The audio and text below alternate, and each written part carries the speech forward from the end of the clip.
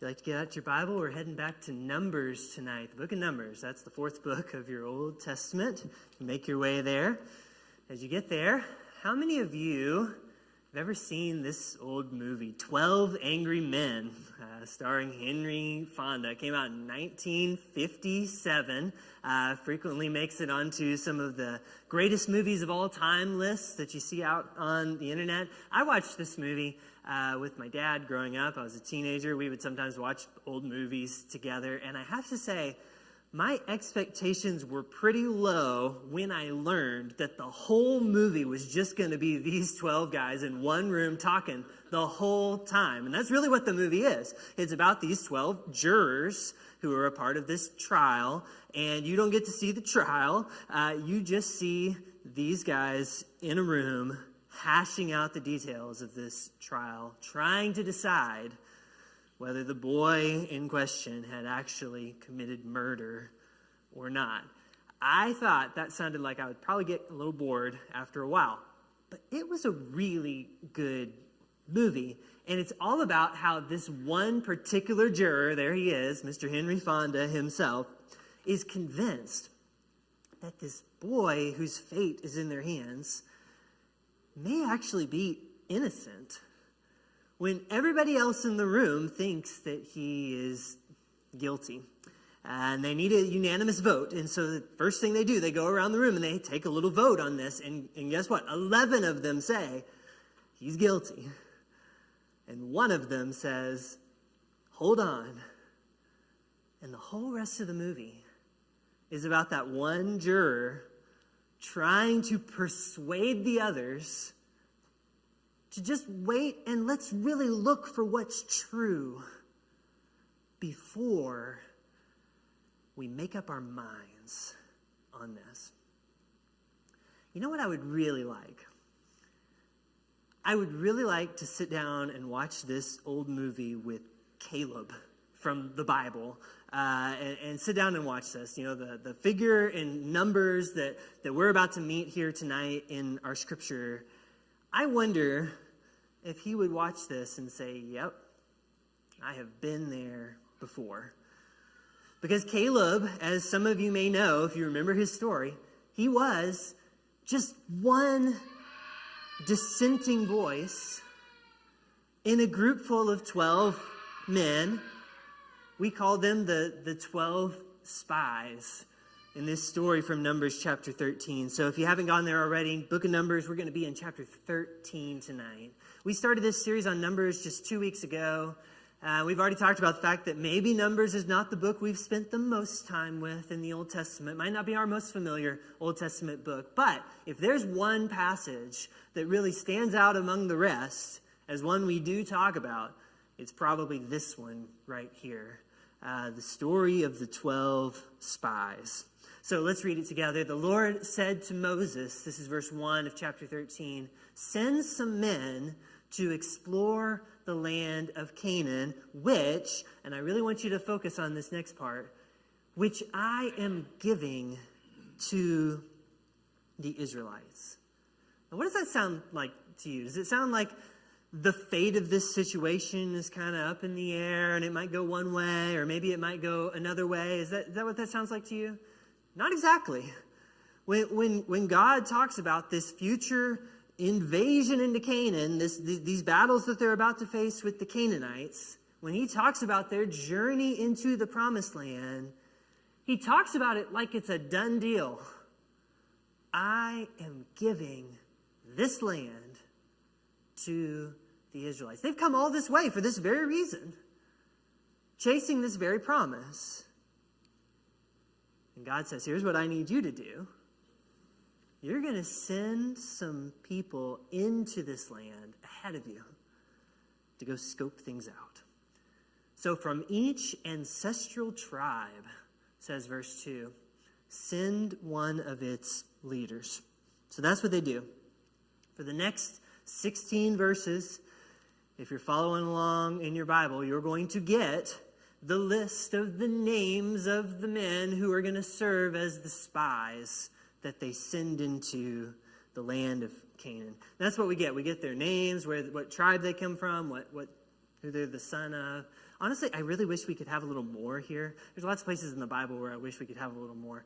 But I mean, wouldn't you like to know how they picked the spy out of their tribe? Like, wouldn't that be kind of interesting? Do they have tryouts, like American Ninja Warrior style things, or what? How do they do this? Like, if we had to pick a spy from among us to send out, who would we pick to go and do that?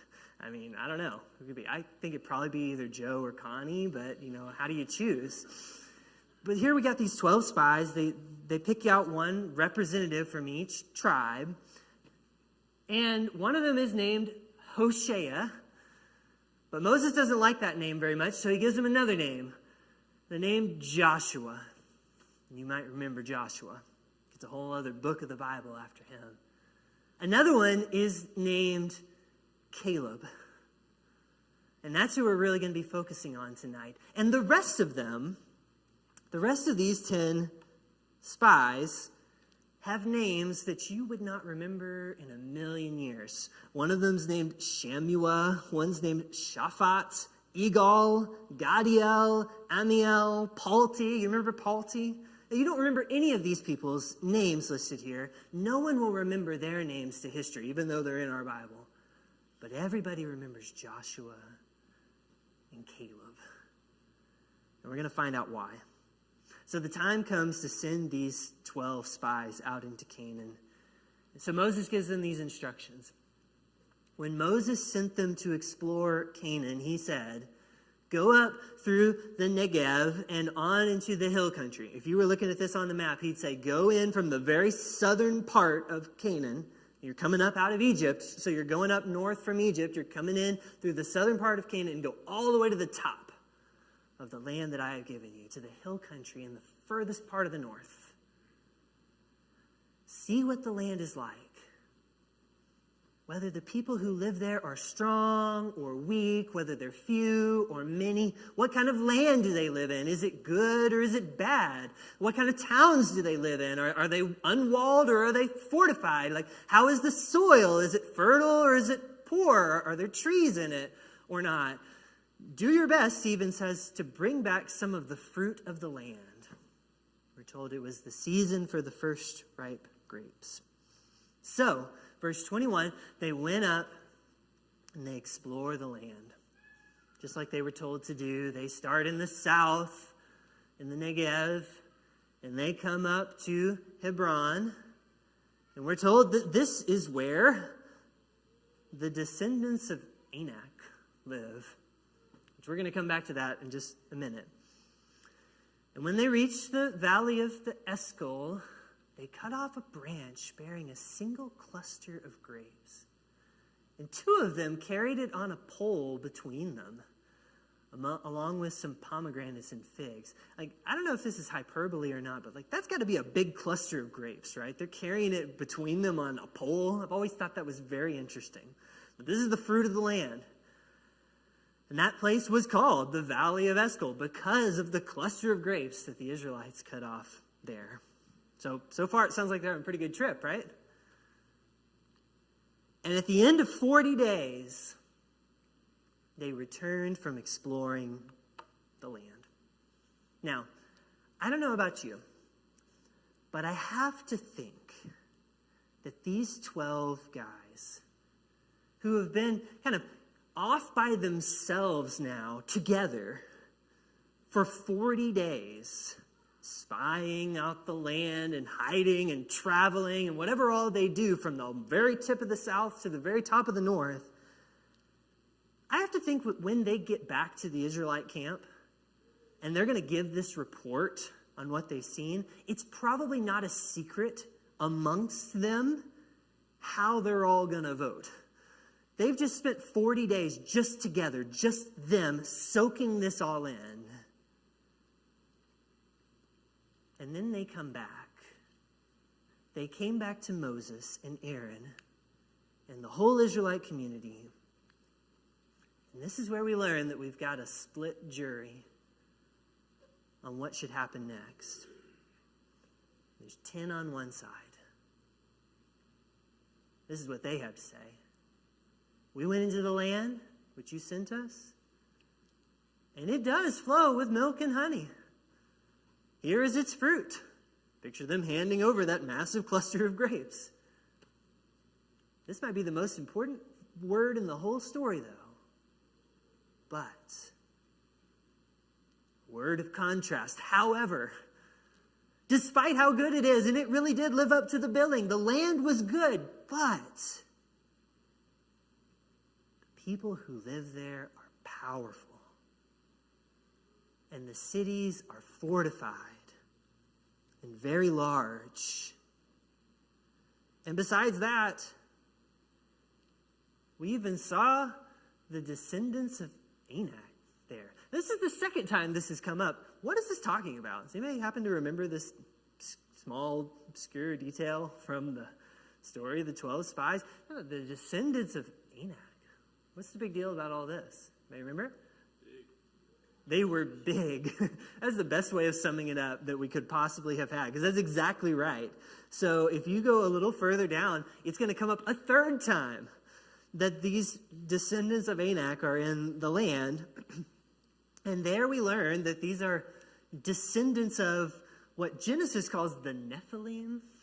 And maybe we may or may not remember them from the first few chapters of Genesis, but they're these like giant people that we meet in the book of Genesis, these people of great size. And so when they go on to talk more about what they saw there, they say the land we explored devours those living in it. And all the people we saw there are of great size. We saw the Nephilim there, the descendants of Anak come from the Nephilim, is what it says. We seemed like grasshoppers in our own eyes, and we looked the same to them. So this is what the 10 spies have to say about what they saw. Of course, there's one man who saw it differently, and that man was Caleb. We read in verse 30 that Caleb silenced the people before Moses and said, "We should go up and take possession of the land, for we can certainly do it." But the other men who had gone up with him said, "We can't attack those people. They are stronger than we are." And they spread among the Israelites a bad report about the land that they had explored. And as we turn now to chapter 14, we see the impact of that. That night, all the members of the Israelite community raised their voices and wept aloud. Now, when we get together next week, we're going to talk about this part of the story in chapter 14 and the impact this makes on the Israelites, the fallout that brings for their future, and all of the things that happen in chapter 14. But I think there's probably enough for us to learn just from what we've already seen with these 10 spies and with Caleb. And don't you think the lesson really boils down to how difficult it is to change your mind when your mind is already made up about something? It can be done. You can change your mind. But it is hard. It's hard to persuade someone to change their mind even when you have the truth on your side, which is what Caleb has in abundance, by the way, because Caleb appears to be the only one at this time. Joshua later is going to stand up with him, but Caleb here in this moment is the only one who shows that he's really internalized that promise that God made from the beginning, the one that led them through the wilderness, the one that he reiterated right here and now in this chapter. I am giving this land to you, to the Israelites. Caleb sees all those other same things on the journey through Canaan. He sees the descendants of Anak, all like the other spies. But he sees it all through the lens of his trust in the promise of God. That conviction colors everything he sees. The others see things through other lenses, like fear and a little bit of inadequacy, we might say. Can't you just feel their anxiety rising as they talk about the things they've seen and this self-doubt that's creeping in? At one point, they even say, what do they say? We seemed like grasshoppers in our own eyes. And we surely seemed like that to them. As if they even know how they seemed to them, right? When people get there in Joshua, when this story finally crosses over into Canaan and they start to surround Jericho, remember, the people of Jericho are terrified of the Israelites. But they can't see that right now. We were like grasshoppers in our own eyes. Surely we looked like that to our enemies too. They are talking like people who have already made up their minds. Their minds are set in one direction. They want to go back to Egypt. Any way but forward. You've already got your mind set on something. It's hard to be persuaded of anything else. Of course, I think we can learn a lot from that. Because we too are people that may face the challenge, seeing the world through the lens of our fears, through the lens of our doubts and sense of inadequacy about ourselves. We too may be like these 10 spies in some ways. Sometimes it's hard to change our minds too. So what are some of the things we can learn from the people in this story? One of them, I think, is this. We really need to be careful how we fill up our hearts and what voices we allow to fill up our ears and our minds. We should make very sure that the influences in our lives are helping us to see things more clearly, not fogging up our view with fear and doubt and confusion. It makes a difference if you have people who are grounded in your life, who are reminding you of how you can trust in God, of how His promises are solid, and how His word is a trustworthy guide. It matters who you listen to. Because once we get our minds on something, it's hard to change it. I think that's really why it's such beautiful advice and wisdom from Philippians chapter 4 when it says, whatever is true, whatever is noble, whatever is right, whatever is pure, lovely, admirable, excellent, praiseworthy, think about that. Think about those things. Fill your mind and your heart. Those things, the things that you have learned or received or heard or learned from, good examples of faith. Like Paul puts himself up here and says, what you've seen in me, do that, follow that. It makes a difference to have those sort of influences in our lives. The result of it, Paul says in Philippians, is that you'll have peace. The God of peace will be with you. Unlike all those who are swept away by the tides of fear and doubt and inadequacy, the God of peace will be with you. It makes a difference what you dwell on. It makes a difference in what dwells in you. Maybe that's one thing we can learn. Another lesson is you can make a difference. If you are hopeful and steady and not fearful and consumed with worry, if you are gracious and grounded and not biting and bitter in your words, if you are full of grace and truth and you're not just pulled from side to side by all the anxiousness and confusion in this world, you can make a difference. Because you can be someone who helps to shape people's minds and fill their hearts with the good things we so desperately need. That's not what the 10 spies were doing, but they had an influence. Yours may not be the loudest voice if you try to live this way. Might not be the majority voice. But that doesn't make it inconsequential. And in the end, whose names are it that we remember from this story? Only 2 of them. It's not Shammua. It's not Igal. It's those grounded voices who put their trust in God. That's who made the long-term impact in the end. Another lesson we might learn.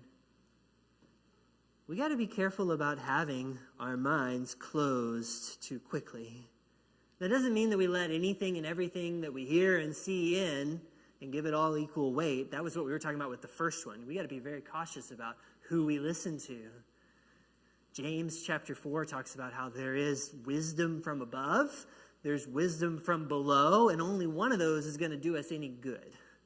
So we have to be very discerning about that. But we should not confuse being convicted about something as being the same as being right about something. Those 10 spies were convicted. They were convinced that they had it right. But that didn't make them right. If you've ever had the humbling experience of being so sure that you're right about something, only to realize that no, in fact, you weren't, then you know that this happens. We're sometimes wrong. But we should always be pursuing what is true as best as we possibly can. I like to think about this great example that we have in Acts chapter 17 of the Jewish residents in this town called Berea, which was not far from Thessalonica. It's one of those towns up in the northern part of Greece called Macedonia. And in the town of Berea, when Paul and Silas come to the assembly of the Jewish people there, Paul and Silas, they often would go first to the synagogues when they would go to different places, and they'd talk there first. They have a common language there, They're drawing from the same scriptures. They're talking about Jesus as the Messiah that Israel has waited for. Sometimes that goes well, other times not. When they come to Berea, something incredible happens. The people there do this simple but profound thing.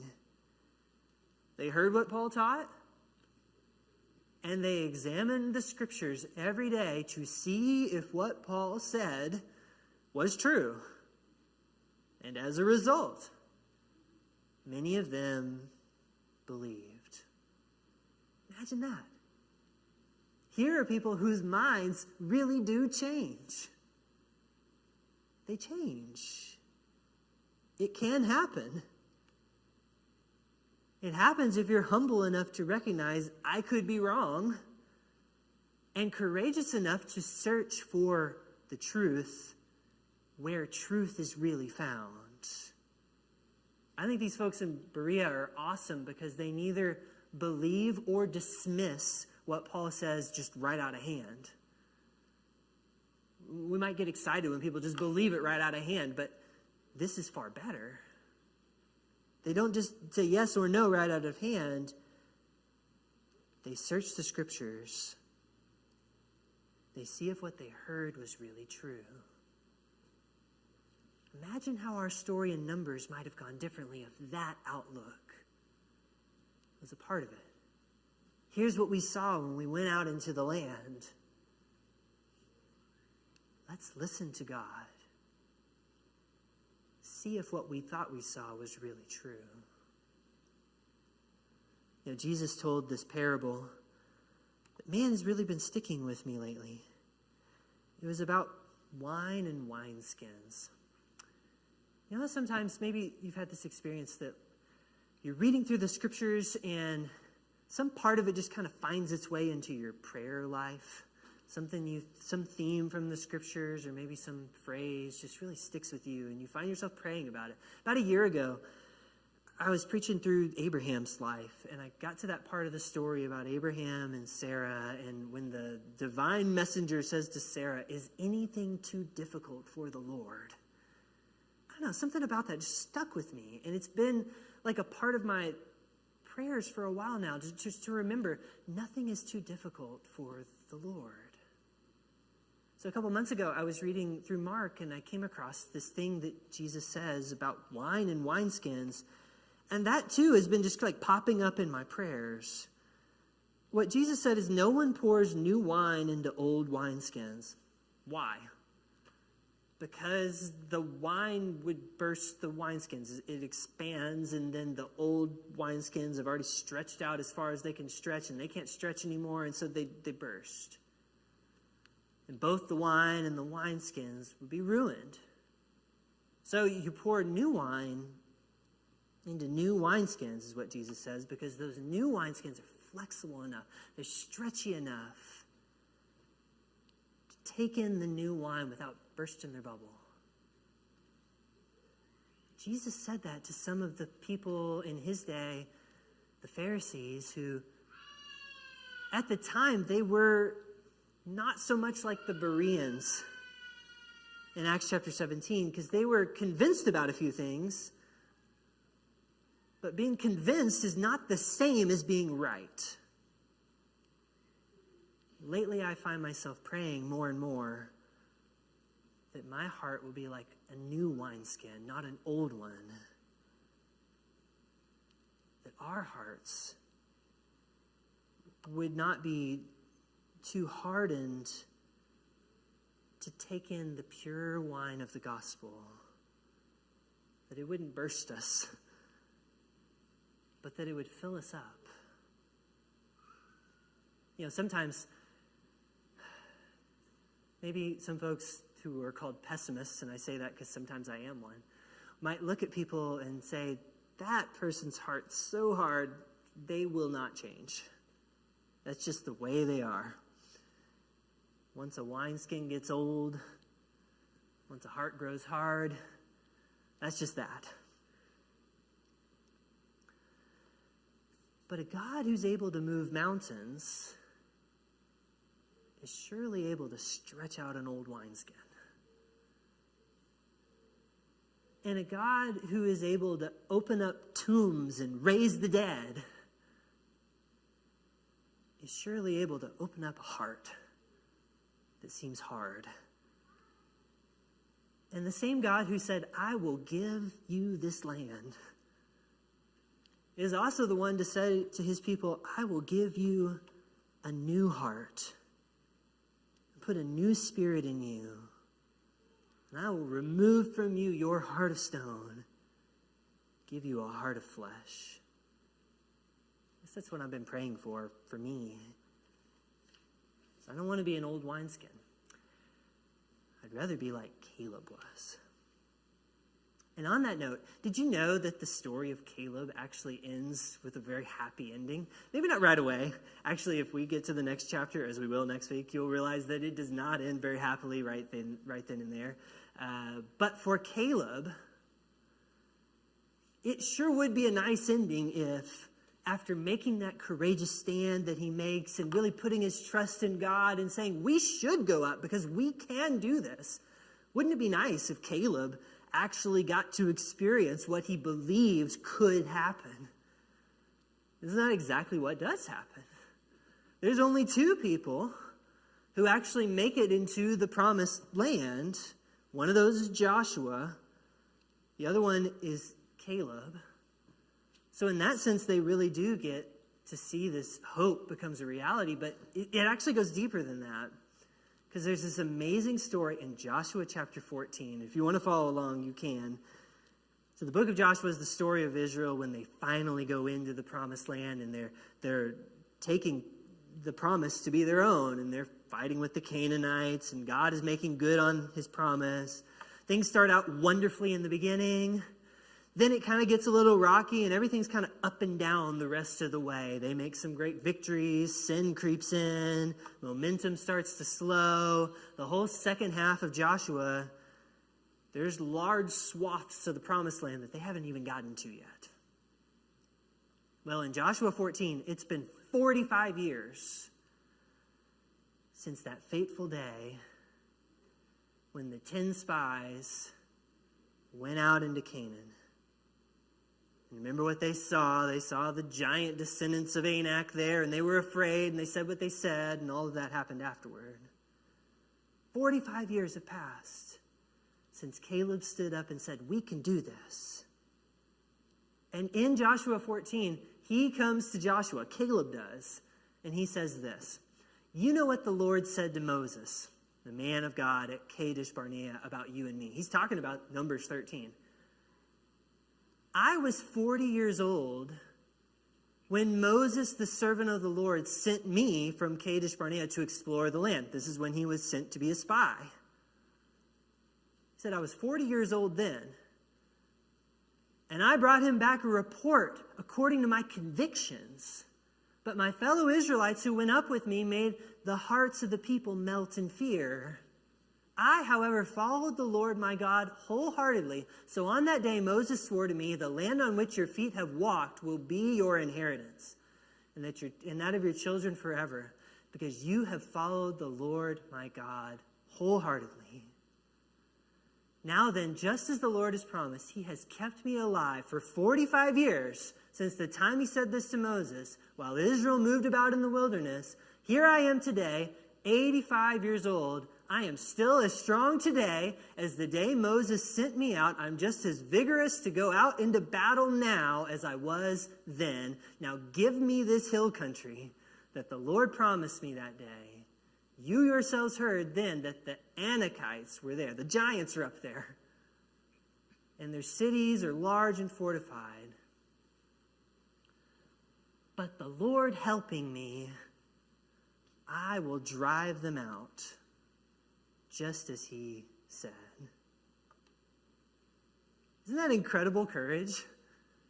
You see what Caleb is saying here? He says, I'm 85. I've been waiting 45 years for this battle with the giants up on that hill. What was that Toby Keith song? I ain't as good as I once was. I was as good once as I ever was. Caleb, right?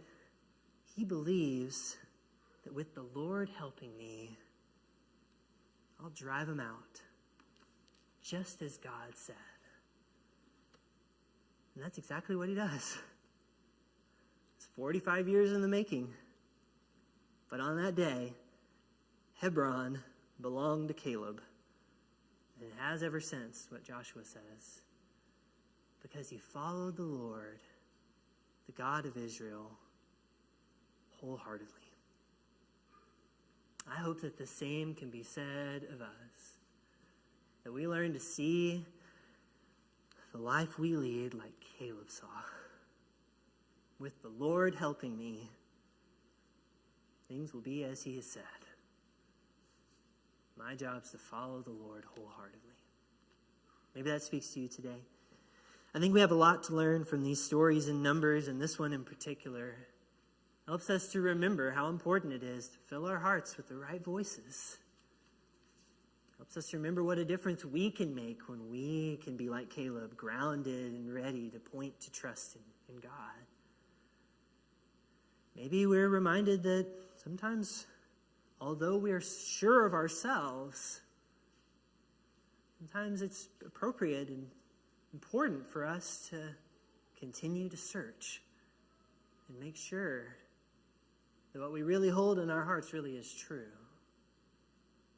Maybe for somebody, tonight is the night to respond to the gospel and answer the call of a God who is true to his word, true to his promises, and is preparing a home for you.